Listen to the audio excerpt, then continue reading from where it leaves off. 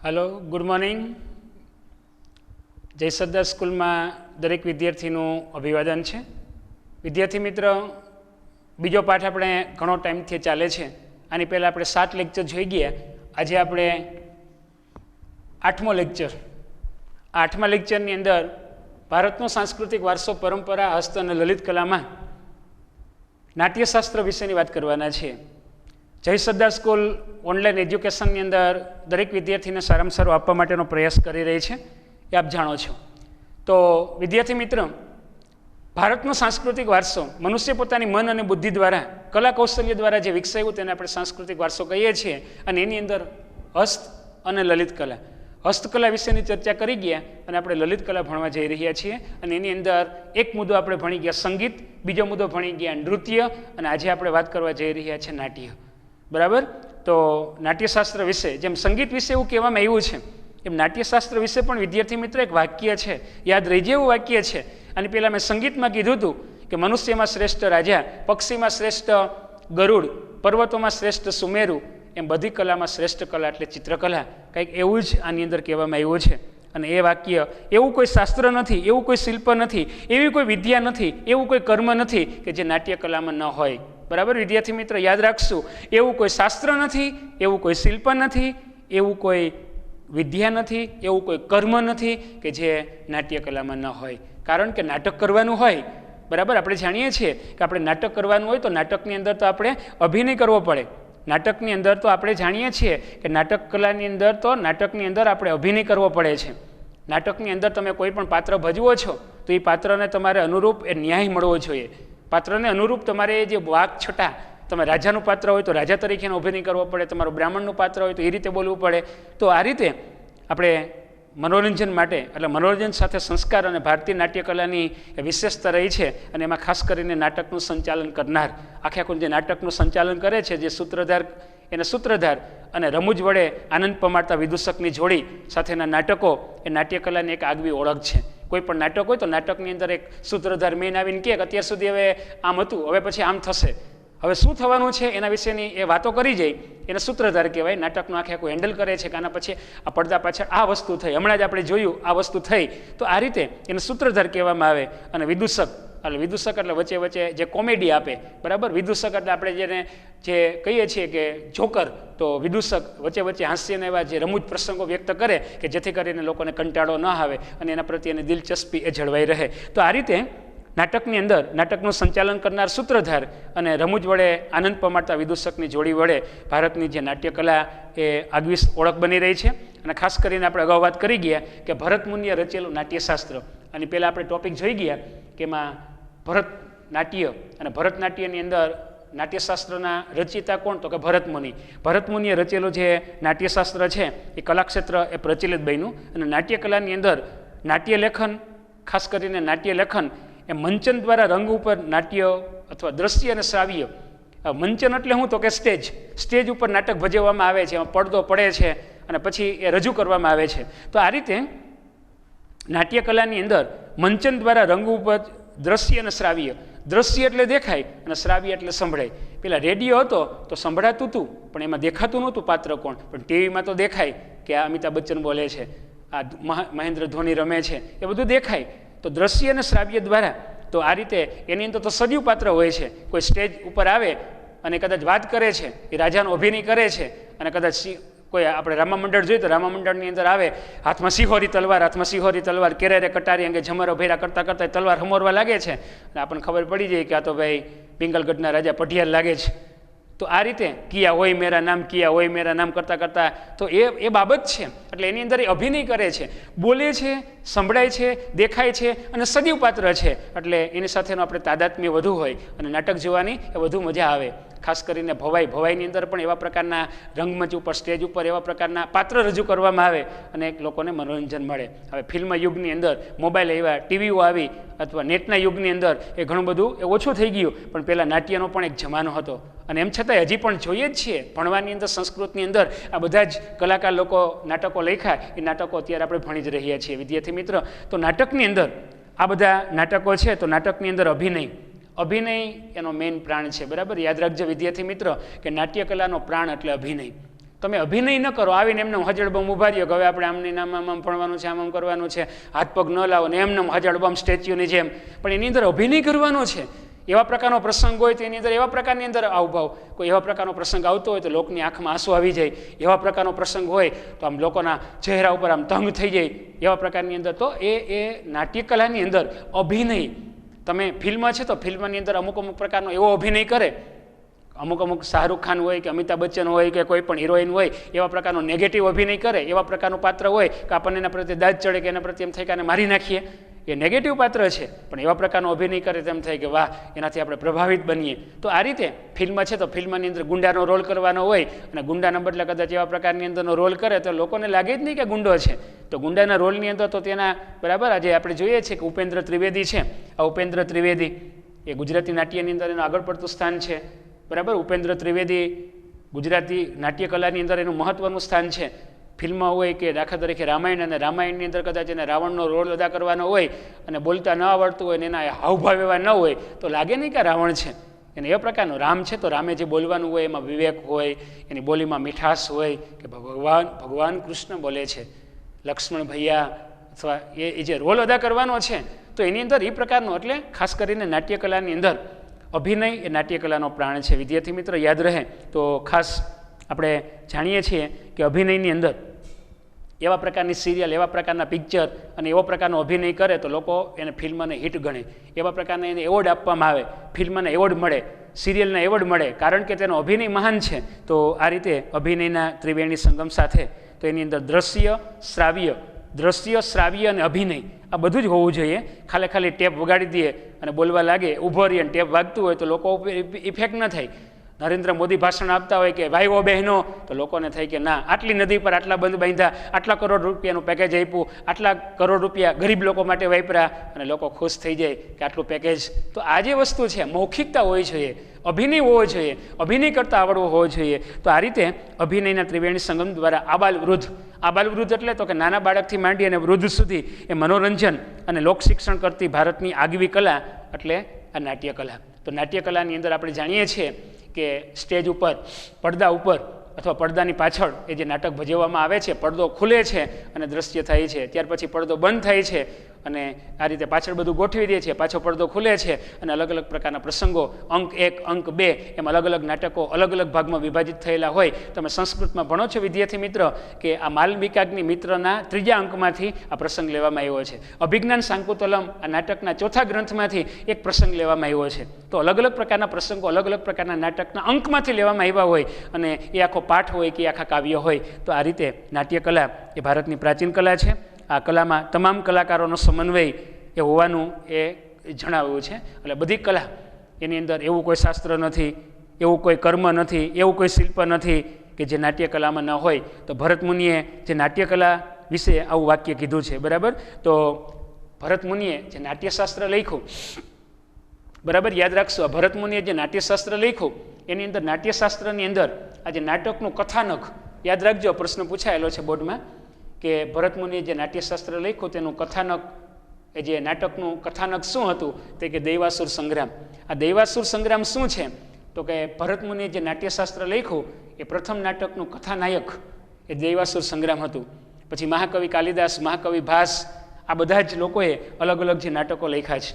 એમાં ખાસ કરીને મહાકવિ કાલિદાસ, આ મહાકવિ કાલિદાસની અંદર અભિજ્ઞાન શાંકુતલમ એ ધ બેસ્ટ નાટક છે. એમાં દુષ્યંત રાજા અને શંકુતલાનું જે વર્ણન કરવામાં આવ્યું છે, માલવિકાગ્નિ મિત્ર, પૃથ્વીના રાજા પુરુરવા અને સ્વર્ગની અપસરાનું વર્ણન કરવામાં આવ્યું છે.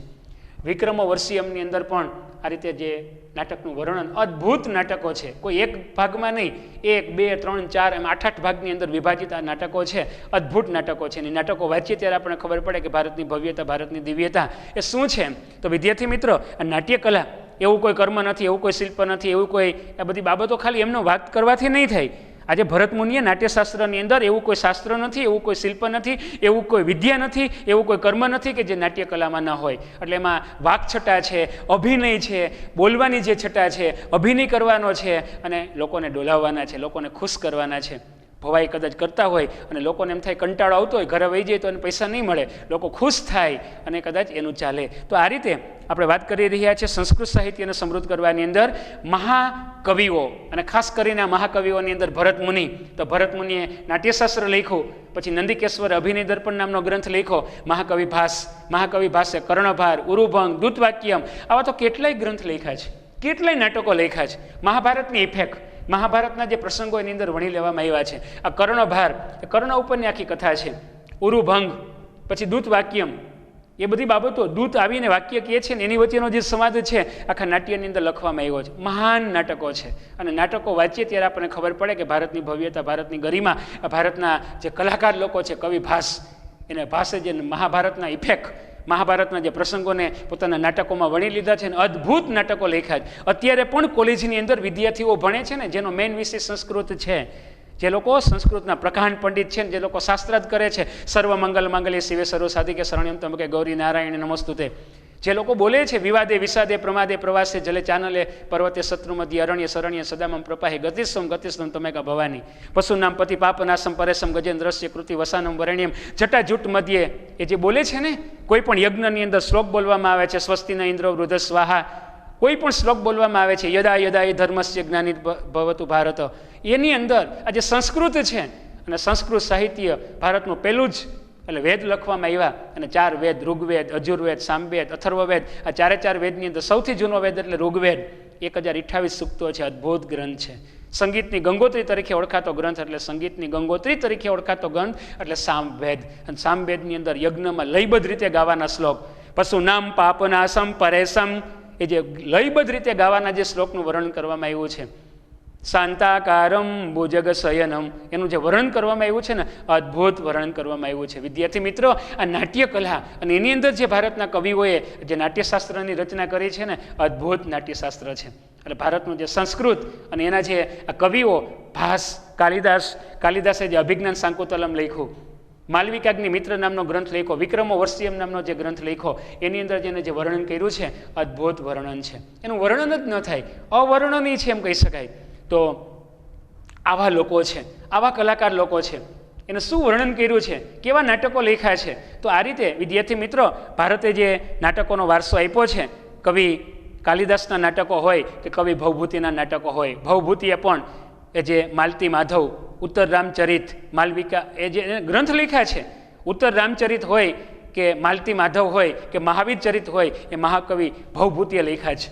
આમાં તો ખાલી મેં 2 જ નામ લખ્યા છે, મહાકવિ ભાસ અને કાલિદાસ. કાલિદાસ અને ભાસ સિવાય ભવભૂતિ છે, પછી ભારવી છે, ભાસ છે, ઘણા બધા એવા જે લોકો છે, બાણ ભટ્ટ છે, કેટલી વ્યક્તિઓ એવી છે સંસ્કૃતના મહાન પ્રકાંડ પંડિતો છે, જેને અદ્ભુત ભારતનો સંસ્કૃતિનો જે વારસો જાળવી રાખ્યો છે. એટલે વિદ્યાર્થી મિત્રો, મહાકવિ કાલિદાસના અભિજ્ઞાન શાંકુતલમ, વિક્રમ વર્ષીય, માલવિકાગ્નિ મિત્ર એ સૌથી શ્રેષ્ઠ જાણીતા નાટકો છે. એ ઉપરાંત એ સમયની અંદર આજે ભારતના પ્રાચીન નાટ્ય ક્ષેત્રે અનેક નાટકકાર લોકો થઈ ગયા, જેને સંસ્કૃત સાહિત્યને સમૃદ્ધ બનાવ્યું છે.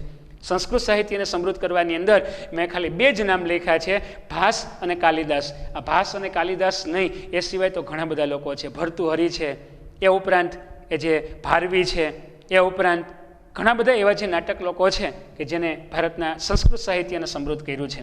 વિદ્યાર્થી મિત્રો, ચોથા પાઠની અંદર આના વિશે વિગતવાર ડિટેલની અંદર આપણે ભણવાના છીએ કે ભારતનો સુવર્ણ યુગ એટલે ગુપ્ત યુગ, અને ગુપ્ત યુગની અંદર કેવા કેવા નાટકો કઈ વ્યક્તિઓએ લખ્યા છે ને, એનું વર્ણન એની અંદર કરવામાં આવ્યું છે. બરાબર, અત્યારે આપણે બીજો પાઠ ભણીએ છીએ, પણ ચોથા પાઠની અંદર એનું વર્ણન વિદ્યાર્થી મિત્ર કરવામાં આવ્યું છે. અને ચોથા પાઠની અંદર કે ભારતના નાટ્યશાસ્ત્રને સમૃદ્ધ કરવાની અંદર આ બધા લોકોનું અગત્યનું કે મહત્વનું યોગદાન હતું, જેવા કે તો એની અંદર આ બધા લોકોના નામ આપવામાં આવ્યા છે. એટલે ભવભૂતિએ શું લખ્યું, તો ભવભૂતિના નાટકોની અંદર ઉત્તર રામચરિત, માલતી માધવ અને મહાવીર ચરિત, એ ઉપરાંત તો ખાસ કરીને ભર્તુહરિ, બાણ ભટ્ટ ઇત્યાદિનો સમાવેશ કરવામાં આવ્યો છે. હર્ષચરિત, આ બાણ ભટ્ટે 2 ગ્રંથ લખ્યા. હર્ષચરિત, એની અંદર સમ્રાટ હર્ષવર્ધનનું વર્ણન કરવામાં આવ્યું છે, અને બાણે બીજું લખ્યું કાદંબરી. આ કાદંબરી અને હર્ષચરિત એ બાણ ભટ્ટના છે. પછી મહાકવિ ભવભૂતિ, તો ભવભૂતિના 3 નાટકના નામ બોલ્યો, ઉત્તર રામચરિત, માલતી માધવ અને મહાવીર ચરિત. એ ઉપરાંત તો કે ભારવીએ કિરાતાર્જુનિયમ લખ્યું. પછી વિશાખાદત્તે મુદ્રા રાક્ષસ નામનું જે નાટક લખ્યું છે, અદ્ભુત નાટક છે. ક્ષુદ્રકનું જે મુચ્છ કટિકમ, માટીનું ગાડું, પછી દંડીએ 10 કુમાર ચરિત લખ્યું. આ બધા જે નાટકો છે એની અંદર આ જે નાટકોની અંદર એનો પ્રસંગો છે, અમુકમાં હાસ્ય પ્રસંગો છે, અમુકમાં કરુણ રસ છે, અમુકમાં હાસ્ય રસ છે. એનું જે વર્ણન કર્યું છે ને, અદ્ભુત નાટકોની એ જે ભેટ છે આ કવિઓએ એ આપણને આપી છે. તો વિદ્યાર્થી મિત્રો, આના વિશેની વિગતવાર ડિટેલમાં અહીંયા આપણે ખાલી 2 જ વાત કરવામાં આવી છે, પણ ભવભૂતિ, બાણ, પછી આજે દંડી, ક્ષુદ્રક, વિશાખાદત્ત વગેરે લોકોએ પણ ભારતના સંસ્કૃત સાહિત્યને, આ નાટ્યશાસ્ત્રને ઉજાગર કરવાની અંદર મહત્વનું સ્થાન આપેલું છે. હવે આપણે વાત કરવા જઈ રહ્યા છીએ વિદ્યાર્થી મિત્ર કે મહાકવિ કાલિદાસ અને કાલિદાસનું જે અભિજ્ઞાન શાંકુતલમ. અભિજ્ઞાન શાંકુતલમ નામનું જે નાટક છે, અભિજ્ઞાન શાંકુતલમ નામનું જે નાટક છે એ નાટક ખૂબ અગત્યનું છે, મહત્વનું છે. એની અંદર જે શ્લોક લખ્યા છે ને એનું વર્ણન કે જે રાજા છે, દુષ્યંત રાજા, પૃથ્વી ઉપરના જે દુષ્યંત છે એ જંગલની અંદર શિકાર કરવા માટે જાય છે. ખાલી આપણે અભિજ્ઞાન શાંકુતલમના એક પ્રસંગની વાત કરીએ છીએ કે અભિજ્ઞાન શાંકુતલમની અંદર દુષ્યંત રાજા છે એ જંગલમાં શિકાર કરવા માટે જાય છે. ભૂલા પડે છે, ચોમાસાની અંદર ઘનઘોર એ વાદળની અંદર વરસાદ વરસે છે અને ભૂલા પડે છે, બધા અલગ થઈ જાય છે અને એમાં એ જતાં જતાં રસ્તો ગોતે છે, રસ્તો મળતો નથી અને ઘનઘોર જંગલની અંદર એક જગ્યાએ અંજવારું જુએ છે, એક આશ્રમ છે અને આશ્રમની અંદર જાય છે. પોતાના ઘોડા ઉપર બેસી આશ્રમમાં ગયા તો અત્યંત સ્વર્ગવતી, સ્વર્ગની અંદર સ્વર્ગની અપસરા સમાન એક અત્યંત સુંદર સ્ત્રીને જુએ છે. સુંદર એ સ્ત્રીને જુએ છે અને એનાથી એ પ્રભાવિત થઈ છે અને એ એટલે શકુંતલા. આ જે રાજા છે એ શકુંતલાને જોઈ અને એનાથી મોહિત થાય છે અને શકુંતલા પણ એ દુષ્યંતના પરાક્રમ અને દુષ્યંતને જોઈને એનાથી મોહિત થાય છે. એની સાથે એ લગ્નનો પ્રસ્તાવ મૂકે છે અને ઋષિની હાજરીમાં એ જે ઋષિ છે, ઋષિપુત્રી છે, એ ઋષિ હતા નહીં અને ઋષિની પુત્રી હોવાથી એ ઋષિની ગેરહાજરીમાં એ લગ્ન કરે છે, ગાંધર્વ લગ્ન કરે છે અને આ દુષ્યંત રાજે રોકાય છે. પોતાની વીંટી એ શકુંતલાને આપે છે. એટલે પ્રસંગોચિત એ દિવસો જવા લાગે છે. ઋષિ આવે છે અને ઋષિ પુત્રી એને વાત કરે છે. ઋષિ કોપાયમાન થાય છે, શ્રાપ આપે છે કે તારો પતિ તને ભૂલી જશે અને ત્યાર પછી દુષ્યંત એને ભૂલી જાય છે. સમય જાય છે, મહિનો, 2 મહિના, એમ કરતાં કરતાં એ 9 મહિના જેવો સમય થાય છે અને એક બાળકને જન્મ આપે છે. આ દુષ્યંત અને શકુંતલાનો વીરપુત્ર એટલે ભરત, અને એ બાળકને જન્મ આપે છે. દિવસો પસાર થવા લાગે છે, બાળકનો ઉછેર કરે છે. એ બાળકને લઈ અને દુષ્યંત પાસે જાય છે. દુષ્યંત કહે છે કે કોણ છે તું, હું તને નથી ઓળખતો. દુષ્યંત રાજાએ જે વીંટી આપી હતી એ વીંટી ખોવાઈ જાય છે. એ વીંટી માછીમારને મળે છે અને ત્યાર પછી એ માછીમાર એ વીંટી રાજાને આપે છે અને એ રાજાને ખબર પડે છે કે આ વીંટી તો મારી છે, આ તો વીંટી મેં આપી હતી અને શ્રાપ મિથ્યા થાય છે. અને ત્યાર પછી રાજા મારતે ઘોડે એ જંગલમાં જાય છે અને જંગલમાં ગયા પછી જુએ છે કે એક સિંહના દાંત ગણે છે બાળક. હે વીરપુત્ર, તો કોણ છે? તો કે હું દુષ્યંત પુત્ર ભરત, કે આ તો મારો દીકરો છે. અને સિંહને એમ કહે છે કે સિંહ ઉભો રહે. સિંહની પૂંછડી પકડીને સિંહના મોઢામાં હાથ નાખે છે, 1 2 3 4. સિંહના મોઢામાં હાથ નાખી સિંહના દાંત ગણનાર આવો વીરપુત્ર કોણ છે? અને પૂછે છે કે કોણ છે? તો કે દુષ્યંત પુત્ર ભરત, આ તો મારો દીકરો છે. અને ઘોડા પર બેસાડીને આશ્રમમાં જાય છે. એ ઋષિની એ માફી માગે છે અને ત્યાર પછી ધામધૂમથી ગાજતે વાજતે એના લગ્ન થાય છે. અને આજે મહાકવિ કાલિદાસે અભિજ્ઞાન શાંકુતલમની અંદર હું કહેવા એ માગું છું કે અભિજ્ઞાન શાંકુતલમ એટલે દુષ્યંત અને શકુંતલાની જે લવ સ્ટોરી છે, પ્રણય કથા લખવામાં આવી છે. શું વર્ણન કર્યું છે. ધામધૂમથી લગ્ન પછી કદાચ એનો વિદાયનો પ્રસંગ છે ને, એ વિદાયના પ્રસંગની અંદર કદાચ એ જે 20 થી 30 શ્લોકનું વિદાયનું પ્રસંગ કરવામાં આવ્યું છે. કવિ કાલિદાસે એની અંદર વર્ણન કરવામાં આવ્યું છે ને કે વિદાય વખતે, શકુંતલાના વિદાય વખતે ઝાડવા રડે છે. વિદ્યાર્થી મિત્રો, ઝાડવાને રડતા બતાવવામાં આવ્યા છે. શું વર્ણન કરવામાં આવ્યું છે. શકુંતલાને ઝાડવા પ્રત્યે પ્રેમ છે, સહોદર, મારા સગા ભાઈ જેટલો પ્રેમ એના. ગુલાબને પાણી પાય છે, ગુલાબ ખીલે છે, ગુલાબને માથામાં નાખવાની ઈચ્છા થાય છે પણ માથામાં નાખતી નથી, કારણ કે ગુલાબના છોડ ઉપર ગુલાબ છે ને એટલે ગુલાબની કિંમત છે. ફૂલ તોડી લઈશ તો ગુલાબની વેલ્યુ નથી. શકુંતલાને એના ભાઈ જેટલો પ્રેમ છે અને એને ઝાડવાને રડતા બતાવવામાં આવ્યા છે. દુષ્યંત રાજા એ શકુંતલાનો જે વિદાય પ્રસંગ છે ને, વિદાય પ્રસંગની અંદર કવિ કાલિદાસેનું જે વર્ણન કરવામાં આવ્યું છે ને, અદ્ભુત વર્ણન કરવામાં આવ્યું છે. એને કહેવામાં આવે છે કે કવિ કાલિદાસ એટલે બુદ્ધિની ટોચ. કવિ કાલિદાસે જે નાટકો લખ્યા છે, અભિજ્ઞાન શાંકુતલમ હોય કે વિક્રમોર્વશિયમ હોય, માલવિકાગ્નિ મિત્ર, આ બધા 1 અંકમાં નહીં, 2 અંકમાં નહીં, 4 4 8 8 અંકની અંદર વિભાજિત નાટકો કરવામાં આવ્યા છે. અને અત્યારે 21મી સદીની અંદર આ 2020ની અંદર પણ વિદ્યાર્થી મિત્રો સંસ્કૃતના પ્રકાંડ પંડિત બનવા માટે નાટકો ભણે છે. આપણા ભાસને લોકો વિદેશના લોકો ભણે છે, આપણા કવિ કાલિદાસ જે થઈ ગયા એને વિદેશના લોકો ભણે છે, ભર્તુહરીને લોકો ભણે છે, બાણ ભટ્ટને લોકો ભણે છે, અને એના નાટકો અત્યારે પણ વિશ્વની અંદર કોલેજની અંદર પણ એ ભણવામાં આવે છે. સંસ્કૃત કદાચ અંગ્રેજીમાં ટ્રાન્સલેશન કરી અને અંગ્રેજીની અંદર એ સંસ્કૃત ભણતા હશે. વિદ્યાર્થી મિત્રો, આવી આપણી બાબતો છે એને કહેવામાં આવે છે નાટ્યકલા. એવું કોઈ કર્મ નથી, એવું કોઈ વિદ્યા નથી, એવું કોઈ શિલ્પ નથી, એ માટે કહેવામાં આવ્યું છે. અને એવા પ્રકારના પ્રસંગોનું વર્ણન આપણા કવિઓએ કર્યું છે. વિદ્યાર્થી મિત્ર, તો આપણે વાત કરીએ છીએ નાટ્યકલાની, બરાબર. તો નાટ્યકલાની અંદર આવા નાટકોને એ વીરપુત્ર ભરત, અને એના ઉપરથી આપણા દેશનું નામ ભારત પડ્યું હોય એવું કહેવામાં આવે છે. અથવા ભારતમાં અલગ અલગ નામની ટોળીઓ આવી, એમાં ભરત નામની ટોળીનો વિજય થયો, એના ઉપરથી ભારત દેશનું નામ એ ભારત પડ્યું, એવી પણ એક લોકવાયકા છે. તો આપણા સંસ્કૃત સાહિત્યને સમૃદ્ધ કરવાની અંદર આવા તો અનેકવિધ સંસ્કૃતકારો છે, તજજ્ઞ છે, પ્રકાંડ પંડિતો છે.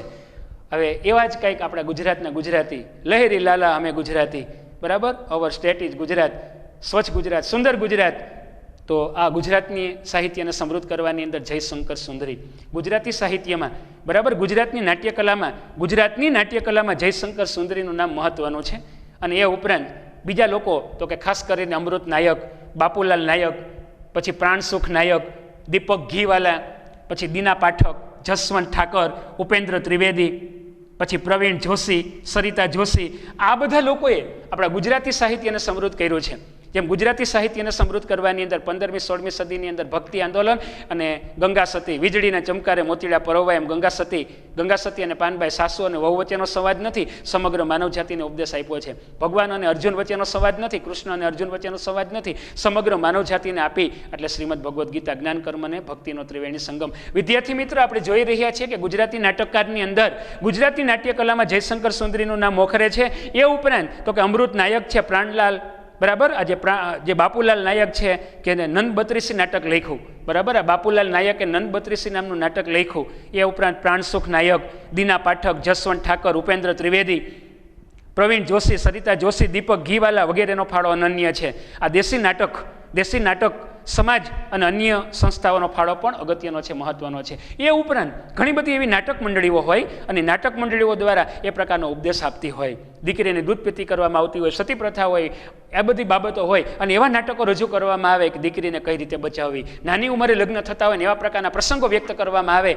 કે એનો કટાક્ષ હોય, લોકોને ખબર પડે કે આ વસ્તુ નથી કરવાની. સ્વચ્છ ભારત, એના વિશેના નાટકો રજૂ કરવામાં આવે અને એના ઉપરથી ખબર પડે કે આપણે જ્યાં ત્યાં કચરો નથી ફેંકવાનો. સમાજની અંદર જે બગાડ હોય, સમાજમાં જે સડો હોય, એને અનુલક્ષીને જે નાટકો રચવામાં આવે, એવા નાટકો ભજવામાં આવે, એ કટાક્ષયુક્ત નાટકો હોય કે સમાજને એમાંથી પ્રેરણા મળતી હોય. તો આ રીતે સમાજના કુરિવાજો વિરોધી, સમાજની અંદર કટાક્ષમી નાટકો દ્વારા સમાજને ઉજાગર કરવાનો ફાળો એ ગુજરાતી સાહિત્યનો પણ છે. આપણા ગુજરાતની અંદર આ બધા લોકો એટલે જયશંકર સુંદરી હોય, અમૃત નાયક હોય, બાપુલાલ નાયકે જે નંદ બત્રીસી લખ્યું, પ્રાણસુખ નાયક હોય, દીપક ઘીવાલા હોય, દીના પાઠક, જસવંતસિંહ ઠાકર, ઉપેન્દ્ર ત્રિવેદી, પ્રવીણ જોશી કે સરિતા જોશી વગેરે લોકોએ ગુજરાતી સાહિત્યને સમૃદ્ધ કર્યું છે. તો એ ઉપરાંત દેશી નાટક મંડળીઓ, દેશી સમાજ, બરાબર, અમુક લોકો વિદેશી, અમુક લોકો દેશી, અમુક કહે ને કે ભાઈ એ તો રફ એન્ડ ટફ બધું ચાલે, એમ ઘણી બધી એવી જે સંસ્થાઓનો ફાળો અગત્યનો કે મહત્વનો છે. બરાબર વિદ્યાર્થી મિત્ર, આપણે ટોપિક જોતા હતા નાટ્યકલા, અને નાટ્યકલાની અંદર કયા લોકોનો ફાળો છે, નાટ્યકલા વિશે શું કહેવામાં આવ્યું છે, એના વિશેની ચર્ચા આની અંદર આપણે કરી. બરાબર, તો ખાસ યાદ રાખજો કે ભરત મુનિ, આ ભરત મુનિએ તો કે દૈવાસુર સંગ્રામ, આ દૈવાસુર સંગ્રામ શું છે તો કે ભરત મુનિએ જે નાટ્યશાસ્ત્ર લખ્યું એ પ્રથમ નાટકનું કથાનક દૈવાસુર સંગ્રામ હતું. ત્યાર પછી આપણે શું ભણ્યા તો કે મહાકવિ ભાસે કર્ણભાર, ઉરુભંગ, દૂતવાક્ય, આ બધા નાટકો લખ્યા. એની અંદર કોની અસર રહેલી છે, બરાબર વિદ્યાર્થી મિત્રો, તો કે મહાભારત. આ મહાભારતના પ્રસંગોનું વર્ણન એ કવિ ભાસના નાટકોમાં જોવા મળે છે. પછી મહાકવિ કાલિદાસ, આ મહાકવિ કાલિદાસે તો કે અભિજ્ઞાન શાકુંતલમ, કવિ એ જે કાલિદાસે દુષ્યંત અને શકુંતલાનું વર્ણન કર્યું છે, જંગલનું વર્ણન કર્યું છે, વિદાયના પ્રસંગોનું વર્ણન કર્યું છે, અદ્ભુત વર્ણન છે. હાસ્ય રસ, રૌદ્ર રસ, શૃંગાર રસ, એનું જે વર્ણન કર્યું છે ને એ નાટક વાંચ્યા જેવા છે. માલવિકાગ્નિ મિત્ર, પૃથ્વીના રાજા પુરુરવા અને સ્વર્ગની અપસરા, એનું જે વર્ણન કરવામાં આવ્યું છે. માલવિકાગ્નિ મિત્ર, એને જે સ્વપ્ન આવે છે, સ્વપ્નમાં મળેલી ભાગદત્તાને, પોતાની પ્રેયસી, પોતાની પ્રેમિકાને મળવા માટે રાજા શું વિલાપ કરે છે ને એનું અદ્ભુત વર્ણન કરવામાં આવ્યું છે. શૃંગાર રસનું અદ્ભુત વર્ણન એમાં કરવામાં આવ્યું છે. અને એ પછી આપણે જોયું કે આ બધા લોકોએ દંડી છે, વિશાખા દત્ત છે, ક્ષુદ્રક છે, ભર્તુહરી છે, એ બધા લોકોએ બાણ ભટ્ટ એને હર્ષચરિત લખ્યું, કાદંબરી લખ્યું, ભવભૂતિ માલવિકાગ્નિ જે ભવભૂતિ છે તો માલતી માધવ, ઉત્તર રામચરિત એવા નાટકો લખ્યા અને આ રીતે એ આપણા ભારતના સાહિત્યને બરાબર ચોથા પાઠની અંદર આપણે ભણવાના છીએ કે ગુપ્ત યુગ એટલે ભારતનો સુવર્ણ યુગ. શા માટે ભારતનો ગુપ્ત યુગ? તો એ વખતની અંદર એવા કવિઓ થઈ ગયા, એ વખતમાં એવા જે નાટકો લખવામાં આવ્યા અને આપણી જે શૈલીને, ભારતની શૈલીને, ભારતની જે કથાને એ લોકોએ ઉજાગર કરી એ માટે એનું વર્ણન એની અંદર કરવામાં આવ્યું છે. તો વિદ્યાર્થી મિત્રો, આપણે જે લલિત કલા ભણીએ છીએ બરાબર, અત્યાર સુધી આપણે હસ્તકલા ભણતા હતા અને લલિત કલા, તો હસ્તકલામાં તો શીખી શકાય પણ બધા લોકો ગાઈ ન શકે, બધા લોકો કાંઈ અભિનય ન કરી શકે. અમુક વસ્તુ તો વારસામાં હોય. અમિતાભ બચ્ચન કદાચ મહાનાયક છે તો કદાચ એનો પુત્ર, અમિતાભ બચ્ચનનો પુત્ર કદાચ હોય તો મહાનાયક બને એવું શક્ય નથી ને. આપણે જાણીએ છીએ કે અમિતાભ બચ્ચન એ નાયક બન્યો પણ એનો જે પુત્ર જે છે એ કદાચ ફિલ્મની અંદર એટલો સફળ નથી બન્યો. કોઈ પણ વ્યક્તિ અભિનય કરે છે તો અભિનય લોહીમાં આવે એવું નથી બરાબર. અમુક લોકો કલાકાર હોય તો કલાકારનો દીકરો કલાકાર છે, શક્ય નથી. ઘણી વખત આપણે જાણીએ છીએ કે અલગ અલગ લોકોની રસ રૂચિ અલગ અલગ હોય. તો આ રીતે આપણે આ પાઠની અંદર ભારતના સાંસ્કૃતિક વારસાની અંદર પરંપરા, હસ્ત અને લલિત કલાની અંદર આપણે આજની તારીખની અંદર આજે ભાગ 8ની અંદર નાટ્યકલા ભણતા હતા અને નાટ્યકલાની અંદર ભારતના નાટ્યકલાને કોણે ઉજાગર કરી એ વિશેની ચર્ચા આપણે કરી. ઓકે, તો ખાસ દરેક વિદ્યાર્થી મિત્ર આના પ્રત્યે ધ્યાન આપશે. ત્યાર પછી નેક્સ્ટ લેક્ચરની અંદર બરાબર વિદ્યાર્થી મિત્રો, હવે પછીના લેક્ચરની અંદર આપણે શું ભણવાના છીએ? તો આના પછીના લેક્ચરની અંદર આપણે ભવાઈ બરાબર, ભવાઈ એટલે તરગાળા છે, ગામની અંદર આવી અને ભવાઈ કરતા હતા, ભવાઈ આપણે કહીએ ભવાઈ. અને ભવાઈ એટલે ભારતની લગભગ ગુજરાતની 700 વર્ષ જૂની કલા છે. એમાં ભવાઈ ખાસ કરીને અસાઈડ ઠાકર દ્વારા ગુજરાતની 700 વર્ષ કરતાં વધુ એ પૌરાણિક આજે કલા છે. અને એની અંદર ભવાઈની અંદર કેવા પ્રકારના રંગલા રંગલીના પાત્ર દ્વારા એ જે નાટકો એ ભજવવામાં આવે છે. ભવાઈ ભજવનાર ભવાઈયાઓ એ ભૂંગળ વગાડી અને માતાજીની સ્તુતિ કરે છે, ડબ્બો વગાડી અને ગામ ભેગું કરે છે અને બધા લોકો કોથરા પાથરીને બેસી જાય છે અને કહે તો મજા આવી ગઈ, ભવાઈ આવ્યા. અને જે ટુકડી છે અને અલગ અલગ જે પાત્ર રજૂ કરે છે અને લોકોને એ મનોરંજન પૂરું પાડે છે. તો ભવાઈ પણ એક મહત્ત્વની કલા છે. પછી ગુજરાતના લોકનૃત્ય, તો ગુજરાતની અંદર આપણે અલગ અલગ પ્રકારના આદિવાસી નૃત્ય, એમાં ખાસ કરીને ગુજરાતનો ગરબો, રાસ અને એ ઉપરાંત જે ગોપ ગુંથન કોને કહેવાય, સીડીનું ધમાલ નૃત્ય કોને કહેવાય, મેરાયો કોને કહેવાય, કોળી અને મેળના નૃત્ય શું છે એના વિશેની ચર્ચા નેક્સ્ટ પાછા મળશું ત્યારે લેક્ચરની અંદર કરશું. ઓકે, તો આજના લેક્ચરની અંદર આ બીજા પાઠના 8મા ભાગની અંદર અહીંયા સુધી આપણે રાખીએ છીએ. ઓકે, ધન્યવાદ. ફરી મળશું ત્યારે વિગતવાર અધૂરા પાઠની ચર્ચા આપણે કરશું. બધાને જય શ્રી કૃષ્ણ, જય બજરંગબલી, ભારત માતા કી જય.